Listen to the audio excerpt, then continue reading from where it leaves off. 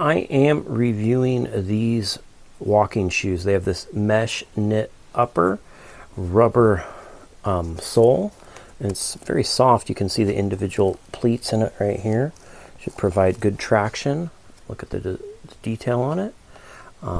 Very stylish and comfortable.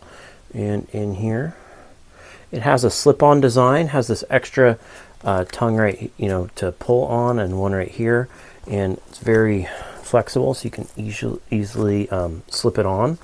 And look at very flexible shoe, so it should be very comfortable to walk in while remaining stylish. Let's slip it on. This is in a size 8. That is the normal size I wear. Let's test the fit. Yeah, you can see here they fit really well. I have wide feet and they still seem really nice. You can see my feet right here. It's out to the side, but it's not spilling over or anything. It's very comfortable, very lightweight shoe, which is nice.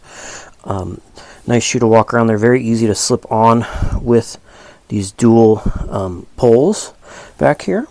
And yeah, I really like them. Very comfortable to walk around in, and I can't wait to try them out some more. Slightly loose in the back, which is the style, and you also have this way where it's showing, without shoelaces.